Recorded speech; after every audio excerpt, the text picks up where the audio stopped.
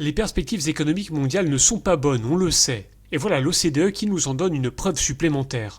L'Organisation de coopération et de développement économique a livré ce mercredi ses chiffres pour 2020 et 2021. Et d'après l'OCDE, l'économie mondiale va subir cette année sa pire contraction en temps de paix sur les 100 dernières années. Une récession de plus de 10% pour la France, l'Italie, le Royaume-Uni. Ça, c'est dans le cas où l'épidémie de Covid-19 reste sous contrôle. Mais l'OCDE envisage aussi le risque d'une deuxième vague épidémique. Nous tablons sur un recul de 6% de l'économie mondiale en 2020, nous a ainsi expliqué le secrétaire général de l'OCDE. Et s'il y avait une deuxième vague, alors la récession serait d'au moins 7,5%. Et le renversement de tendance aurait plutôt la forme d'un U que celle d'un V.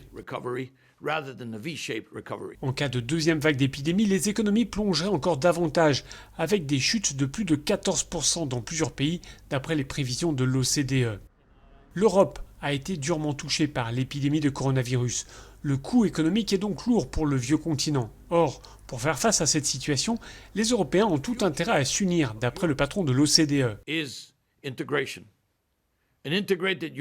L'avenir de l'Europe, c'est l'intégration, dit-il. C'est une Europe intégrée.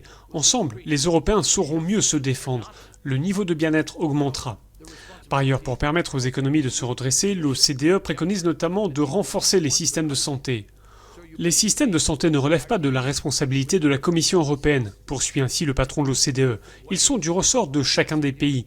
Donc, chacun a appliqué sa propre politique sur la base de ses propres données chiffrées. Mais au final, on a pu observer une approche assez stable de la situation globale. Enfin, dans son rapport, l'OCDE encourage les gouvernements à concevoir des économies, je cite, plus justes et plus durables.